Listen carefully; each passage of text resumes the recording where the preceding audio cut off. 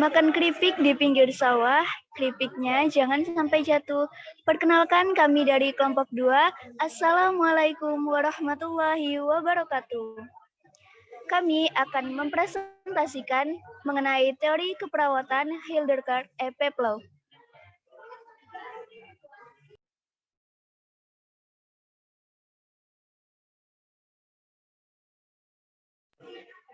Berikut ialah anggota kelompok kami. Yang pertama ada saya, bernama Fitria Novianti, dengan nomor NIM 113222048. Perkenalkan, nama saya Febina Maslamatul Isma dengan NIM 11300222042.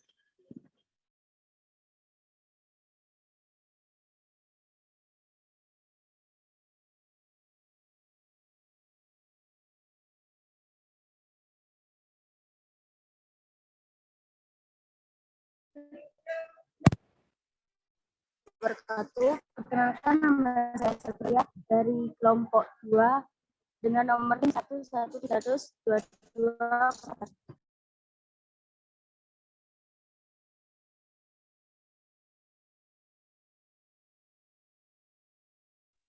Perkenalkan, nama saya Tarisa Nurjia Dwi Cahyani dengan nomor NIM 11300222164.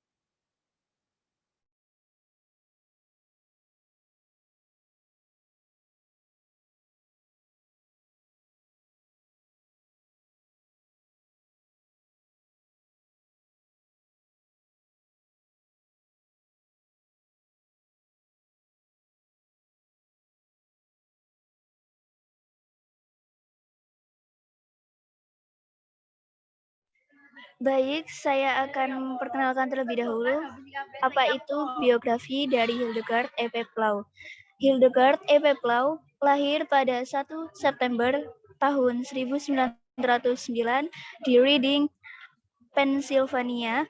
Peplau lulus dari program diploma keperawatan pada tahun 1931 di Purdue, Pennsylvania, lulus dengan gelar BA dalam bidang Interpersonal Psychology and Pemiglone College, lulus dengan gelar MA dengan bidang perawatan psikiatri pada tahun 1947,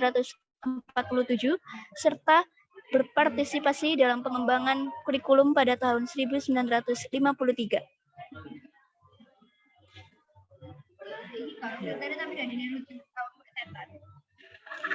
Berikut merupakan experience of Peplau. Yang pertama, general use. Jadi Hildegard L. Peplau ini pernah menjadi perawat umum di sebuah rumah sakit pemerintah maupun swasta.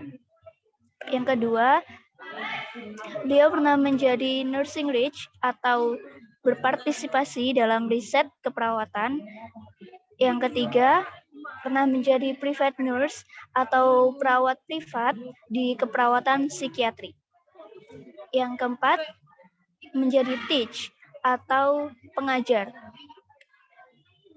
yang mengajar perawatan psikiatri selama beberapa tahun, kemudian menjadi profesor juga, profesor emeritus dari Rutgers University, serta menjadi creation yang merupakan mengkreasikan buku Interpersonal Relation in Nursing pada tahun 1952.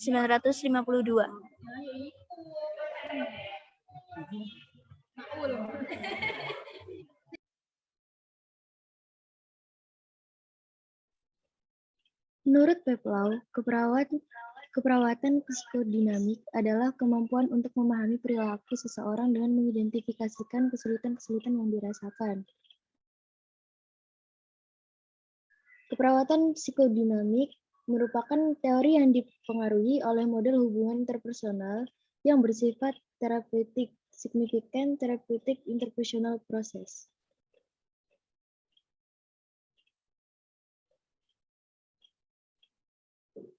Conceptual chart. Yang pertama ada orientation. Pasien mengekspresikan perasaan butuh perawat sebagai fasilitator merujuk ke ahli yang lain sesuai dengan kebutuhan. Yang kedua ada identification. Pasien merespon perawat dengan respon aktif atau dapat juga dengan pasif. Yang ketiga, exploitation, yaitu menggunakan bantuan profesional untuk alternatif pemecahan masalah berdasarkan minat dan kebutuhan dari pasien. Yang keempat, ada resolution, pasien berusaha melepaskan rasa ketergantungan kepada tim medis, menggunakan kemampuan untuk menjalankan sendiri.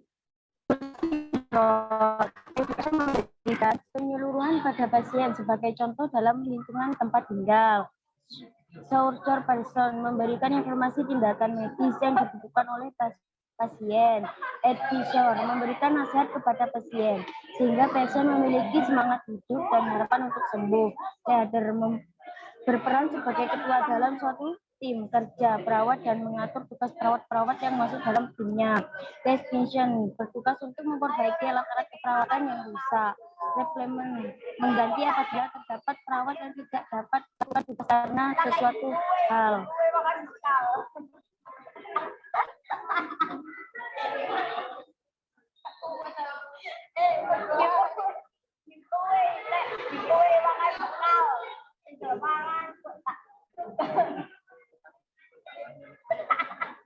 Peplau-based relationship with the nursing process. Pengkajian orientasi. Pasien dapat pengkajian orientasi. Pasien dengan perasaan tubuh kerjasama mengenali dan menentukan masalah. Diagnosa. Pasien menjelaskan perasaan atau keluhan yang tengah dialaminya. Perencanaan, identifikasi. Pasien mempunyai perasaan dan merespon untuk memenuhi kebutuhannya. Implementasi, eksploitasi. Pasien mencari siapa yang dapat memberi inisiatif oleh pasien. Evaluasi. Resolusi terjadi setelah fase-fase yang lainnya telah lengkap, kemudian dilakukan pengakhiran. Mayer assumption. Yang pertama ada human. Manusia adalah organisme yang hidup dalam keseimbangan yang tidak stabil. Yang kedua ada environment. Lingkungan sebagai bentuk di luar organisme dalam konteks kebudayaan. Dari sini kebudayaan dan kepercayaan diaktualisasikan. Yang ketiga ada nursing. Keperawatan adalah pendidikan yang mendukung dalam kreativitas, produktivitas pada kehidupan masyarakat. Yang keempat ada health. Kesehatan sebagai gerak individu dan proses makhluk lain secara terus-menerus dalam kelangsungan pada kehidupan masyarakat.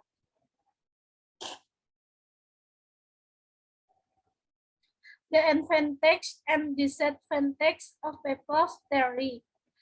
Advantage, meningkatkan kondisi kejiwaan pasien yang lebih baik, menurunkan kecemasan pada pasien, mendorong kemandirian pasien. Disadvantage, hanya difokuskan pada aspek kejiwaan pasien saat melakukan upaya penyembuhan.